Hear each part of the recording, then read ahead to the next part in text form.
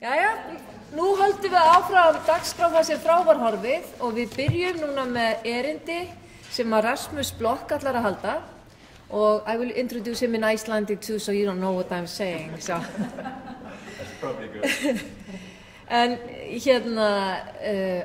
Rasmus Block kemur frá Árhúsar háskóla en reyndar að vinna við fleiri.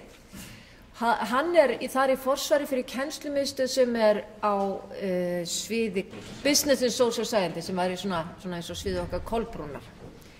Og þar hann með Kennslumiðstöð sem að vinna alls konar verkunum meðal annars til að aðstoða kennara við að komast inn í nýta upplýsingatækni í sínu námskeiðum.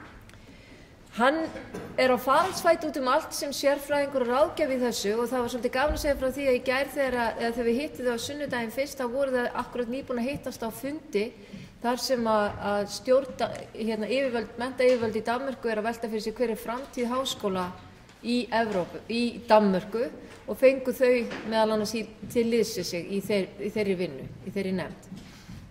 Þannig að Rasmus hefur komið víða við og fjarskafróður bæði nám og kennslu og blended learning en líka sérstaklega hvernig stofnanir geta staðið að því að innleiða. Þetta svolítið sem að tengist við þessu Þuríður endaði á fyrir hádegi. Hvernig getum við hugsað hlutina á kerfislegan hátt frekar heldur en bara sem einstaklingar. En gjörðu svo vel. Please welcome Rasmus. We are very happy to have you here. Thanks. And thank you for having me, and Linda as well. It's been a pleasure. We had a nice workshop yesterday, I think, a lot of talk and a lot of good things happening. I will touch on some of the same issues today, but more from a strategic point of view of how to integrate blended learning into the institution. I will focus mainly on 4 points: the strategy, you can so to speak talk about it, some of the arguments, Linda have made some, I will make a couple of them as well, and who or what to target when we talk about strategies for blended learning. And if we have time, I'll also, of course, answer questions. Sorry.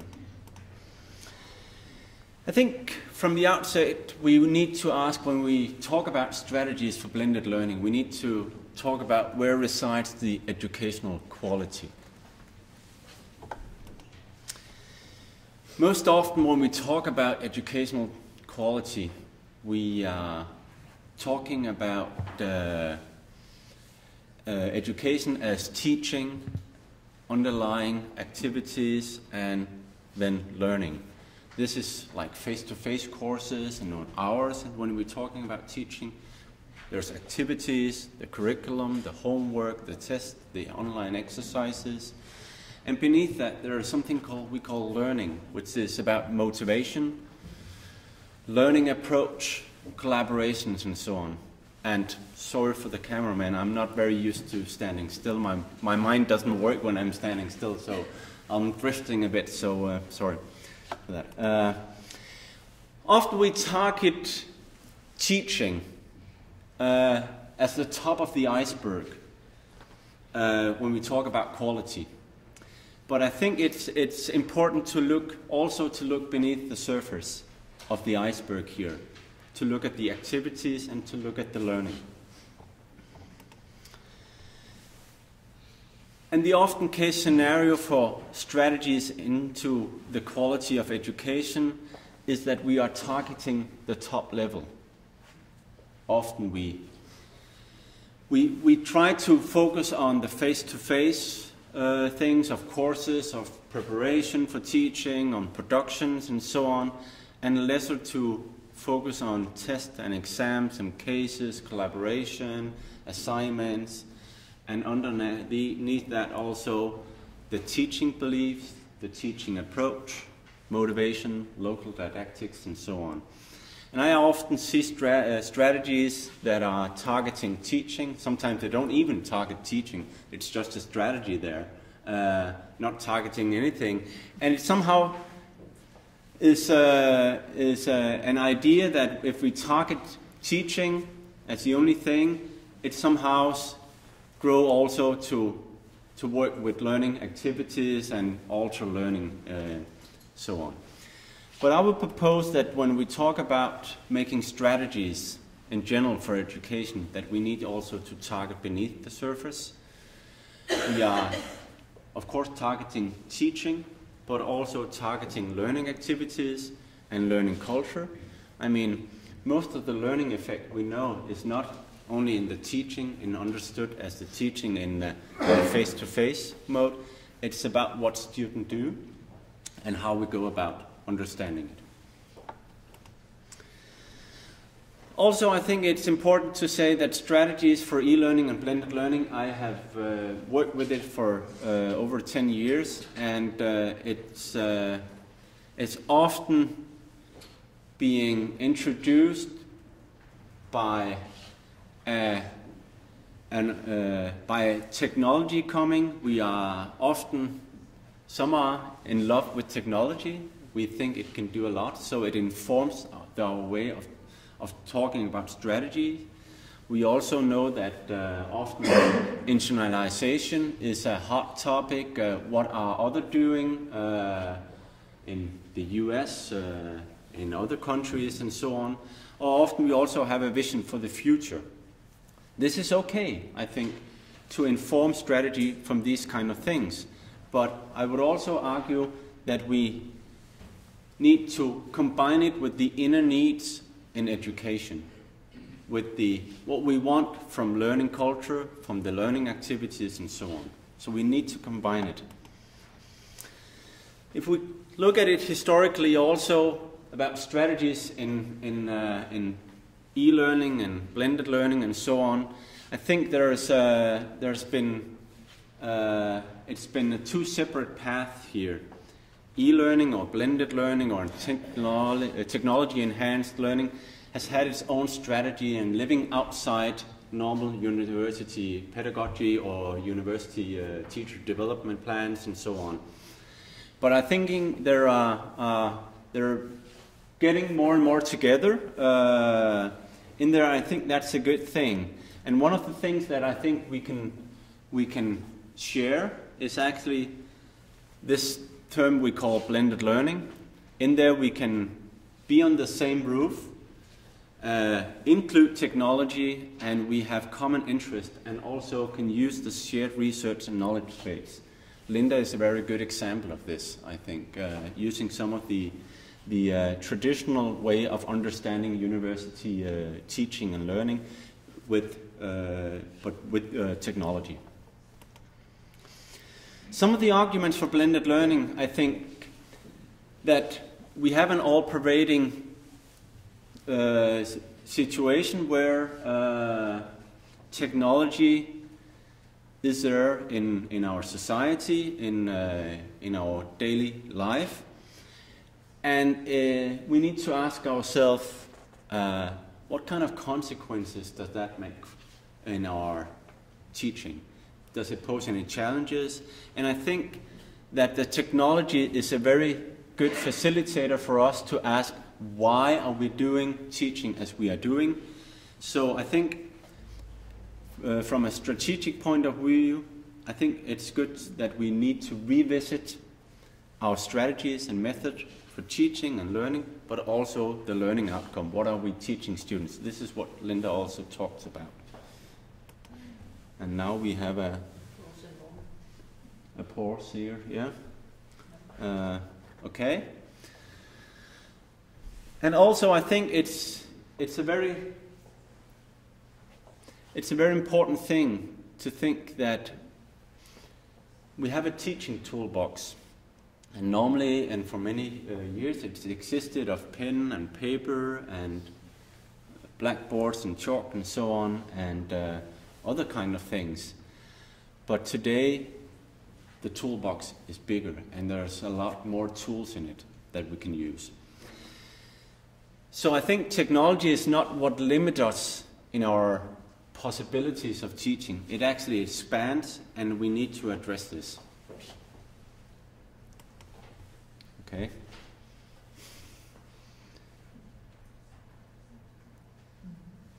Yes. I can't remember my next slide, so, but there it is, yeah. So there's something new going on with all the technology, and it's all pervasive and introducing itself into our daily life, into teaching. We have lots of new tools and so on. But I think also we need to understand, where does media play a role in our education? When we talk about a course, I think normally we have the field of didactics and pedagogical choices mainly exist of 5 different themes. We need to address goal and learning outcome. We need to address test and exams. And what are the themes, what are the content we are teaching in class, and which kind of method are we using. And also, which kind of media do we use. So media, and this is also a model that says that in order for this to promote deep learning, we need to have them aligned. So it's to understand that media is just one component in a whole course. It doesn't, so to speak, gets to be the number one here, but it has to coincide. So when we are talking about alignment, about goals and learning outcome, what is it in a course as a teacher, what must be learned, of which level, the taxonomy, towards which learning outcome and so on, which argument for choice of content. This is things that we need to ask ourselves. How do we use what methods are we using in our classes? Are we lecturing? Are we in the laboratory? Do we organize it as self-organized and learning? Do we use counseling and so on? These are arguments that, or choices that we need to have good answers for as teachers. This is what we do in our everyday life. And media is a component here where we need to ask, which of these media, the analog, the digital, the blended, all these kind of tools, which of them best support these choices? It's not the other way around.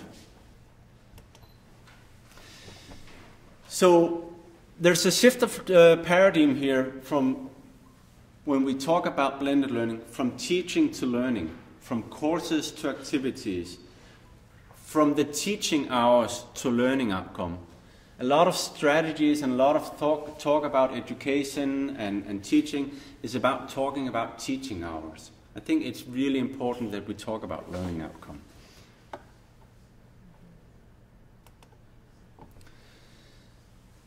And one of the things that's good about blended learning is that we need to target student out of class. So it's not about only student in class, it's also student out of class. When are students learning? They're not only learning when we are with them, they are learning when we are not with them. Most of the learning actually is about them being on their own or not with us. So I think blended learning is a way where we can target them out of class. So it's not about teaching delivery, but about learning effect. And also moving a step back from curriculum to understanding feedback, alignment, and student activation. We have all these kind of studies from Biggs and Hattie, and there's lots of them that point to the importance of feedback, of alignment, of student activation. So when we talk about blended learning, we need to address this and use blended learning to address this. So this is about learning and feedback and practice and so on, and teaching. So I think blended learning and making strategies and try to implement it is about creating space for targeting students out of class, to understand that technology expands the teaching palette. It serves more freedom for us. I think we can say that use of technology, we can use it to give massive feedback, to create more feedback, whether that is from the teacher, but it could also be from the peer, so like peer-to-peer feedback. How we can flip the classroom, we can allow for diversity, We can screen the students for if they understand this. We have lots of tools here to do this. Test for reflection, yeah, and provide for peer feedback, collaboration support. This is what we need to have blended learning do. Otherwise, there's no way we can enhance the quality. So this is, and Linda put it up on the screen before, this is actually what we talked about yesterday, what is blended learning supposed to do. And I also suggested there that we need to follow the principle of technology. This is from the old Adam Smith, from the pin factory, the theory there, about using technology for the scalability of production, quality, volume, and effect. We need to use technology in order to enhance our education, not to just do the same in a more economic way. So yes, blended learning is a way of, if you have a normal structure of lecture or class and then homework, it's a way of try to target how we can tie it together so that we can prepare students before lecture, we can talk to them under the lecture, or and also after the lecture, and then again before lecture again, if that's kind of the way. But it's also a way of talking about maybe we shouldn't have this kind of understanding. I think it's very important to empower teachers. The teachers are the ones that can make the change in education. So we need to have strategies for blended learning that target teaching, activities, and the learning culture. All these things at once. So we can empower the teacher to make the change, and we need to, of course, also to support for that change. And this is also the message and what we talked about yesterday in the workshop. There are no quick fixes here. We need to focus on long-term goals. And we need to avoid what I see here as the add-on, that we just have a great system, we think, and we just put some technology in there.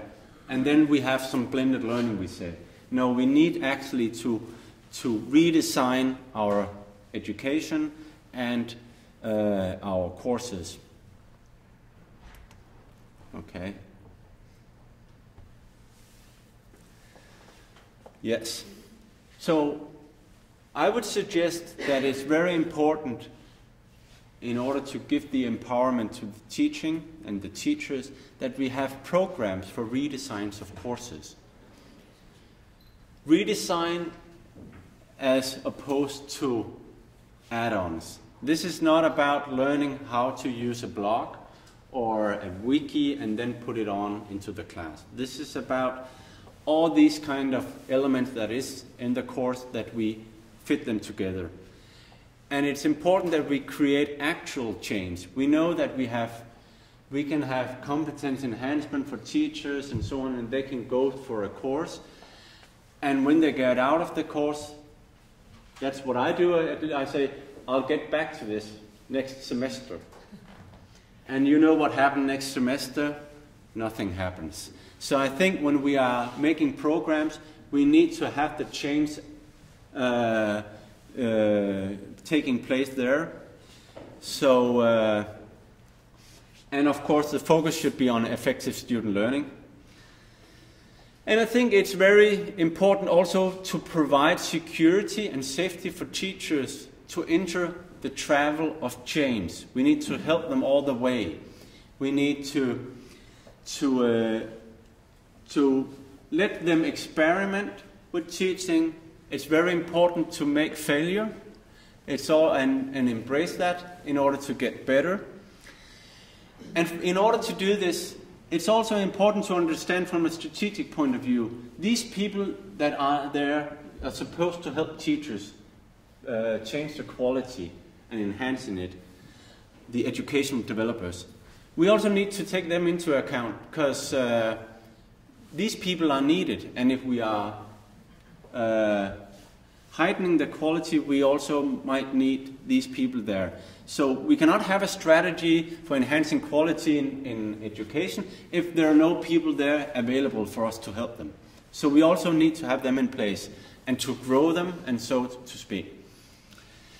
So we need also to work on several levels for cultural change. I think what I'm trying to say from the outset, it's not only about teaching, it's about teaching beliefs. There's a whole culture underneath this that we also need to start discussing and to changing. And we do this by talking together, by working together, experiment and discuss and so on. And of course, when we're talking about blended learning, it's also about a good infrastructure. Computers, Wi-Fi, learning management system, bring your own devices, strategies, and so on. And it's about today also what we call big data, and is about evaluation of all things. Once we have it digital, we have a lot of good things where we can evaluate and we can draw data from that can enlighten or enhance the way we see it. And when we empower for change, this is what we also talked a little bit about yesterday. I think it's very important that the whole organization are working on the same vision. We are motivated for it. There's enough knowledge about what this is about. And we encourage to the practical experiment of it, and reflect on it, and we work together. We need to avoid the Lone Ranger approach where each teacher is responsible for only his or her course and they don't talk together and about it. This is not the way we can go about it. So change in quality comes from facilitation and support. It does not come from that somebody's just saying we need to do this.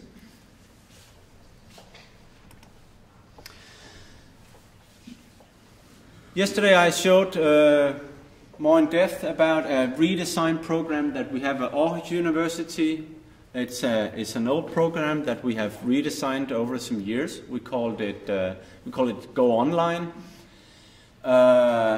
It's a course redesign program where teachers are encouraged to rethink or redesign their course, but it's also a competence enhancement course where we empower the teacher to redesign it and to make new choices for the teaching. We focus on blended learning. And as I also said yesterday, there's no goal. We don't say you need to go for 50% online and 50% in class, or 20 or 80 or so. This is about talking about using the right tools for the right purpose. So the blend might be 5% and 95%. It could also be 50%. It's not about it. It's an exemplary course. So we have a blended learning course ourselves where we have online preparation for the teachers, so they need to prepare in order to enter the course. There are assignments, we use podcasts, we use tests and so on. And then we also have lectures or classes and group work, and where we work with hands-on, and then we go online again and we wrap up, we make peer feedback and we discuss and so on, and then we go back into counseling, face-to-face counseling, one-on-one, because we find that very effective. We also make some group counseling. But this is an exemplary course where we have chosen to use the tools for what we think is best. And the course is not about technology. We don't talk about blogs or podcasts or anything. We talk about learning. We talk about redesigning courses. And this is the whole discussion here. But in that discussion, we use blogs, we use podcasts, we use wikis, we use video conferencing, we use all these kind of things. So we focus on development. We don't focus on IT. We focus on knowledge about learning. I think it's there's a lot of research out there, so we need to bring it to the table. Teachers at universities are also engaged in research, so they would of course ask, what does the research tell us? Yes, we need to bring this forward and talk about it. So, and it's also important that we focus on their own cause, their own actual needs, so we meet them. This is not about someone else, it's about me as a teacher and my teaching, and we talk about it. They're making individual plans, and we make actually signed contract. If I'm gonna use my time investing in you, redesigning your course. We need to have a plan for this. And the management also need to have a plan and understand this, because they're putting resources into it. So they want to see that this is going to be fulfilled and understand how this is going to be. So we make like signed contracts. It's not that we kick them out, but you need to do this. This is what we agree about. So I hold you up to it. Of what will be done, when, by whom, and how. Who should support you? And then, of course, the teachers need to develop and redesign the course. There can be making podcasts. It can be a total new way of understanding lectures and counseling and so on. It might be minor changes, and they test it. They make an actual run for a semester or a quarter, and then we recap, evaluate it, and they report on it.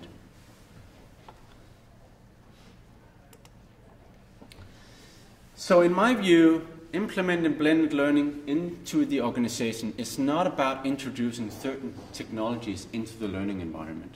It's about enhancing quality of learning, but with technology. So we use technology as a facilitator to talk about teaching and learning. So any redesign or enhancement should be welcome, with or without technology. I wanted to end this with some of the thoughts in general about educational development. Recently at our Aarhus University we have an American professor, D. Fink, visiting us. And he showed me this diagram here, saying, when we talk about quality of teaching, there's a potential here that we can enhance the quality of teaching, of course.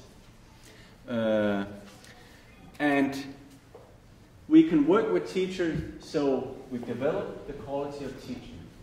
We might not always fulfill the potential of what can be done, but we can get pretty high up there if we work for it.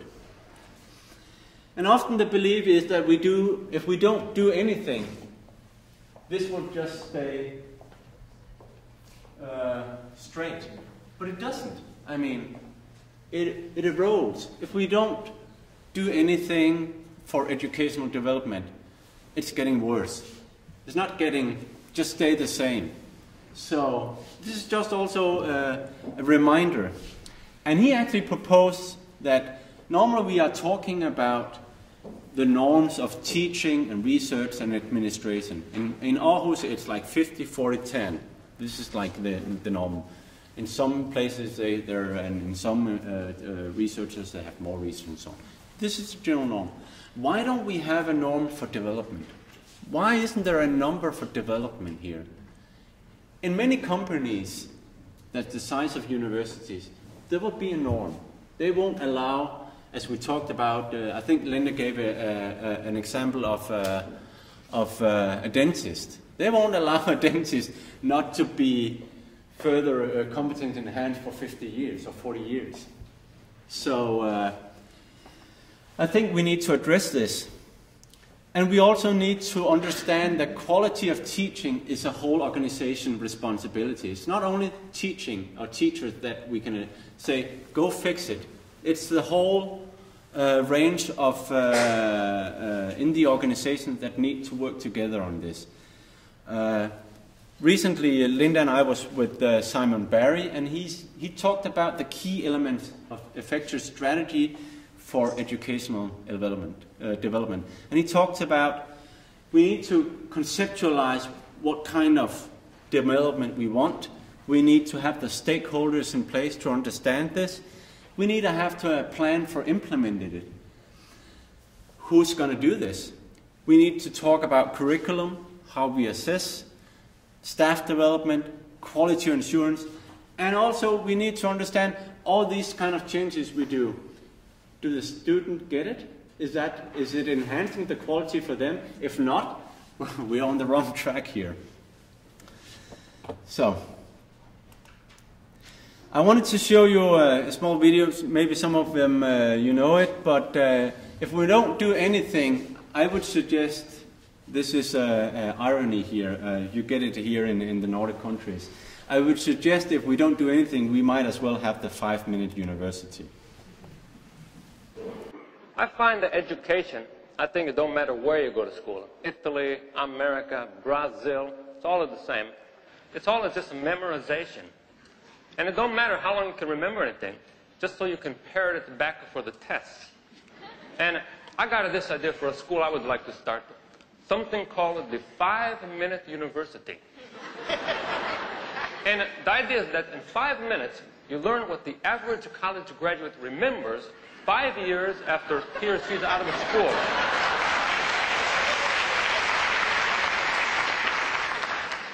With the cost of like $20. That might seem like a lot of money, $20 just for 5 minutes. But that's for like a tuition, cap and gown rental, graduation picture, snacks, everything. Everything included. You know, like in college, you have to take a foreign language.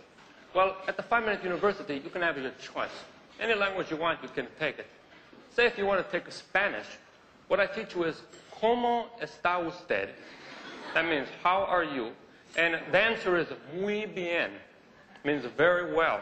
And believe me, if you took 2 years of college Spanish, 5 years after you're out of school, ¿Cómo está usted? Muy bien. About all you're going to remember.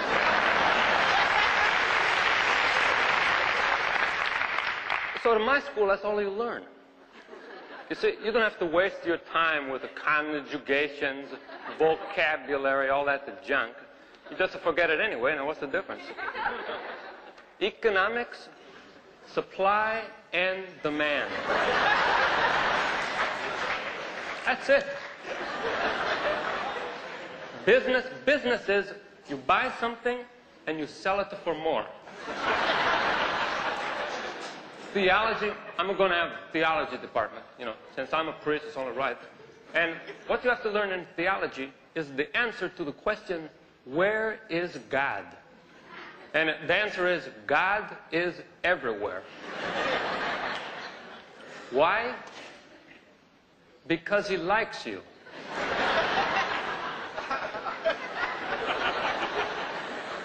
That's a kind of a combination of the Disney and Roman Catholic philosophies.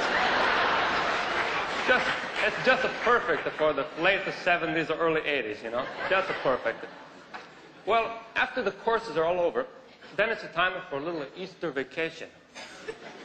No time to go to Fort Lauderdale. Only lasts like 20 seconds.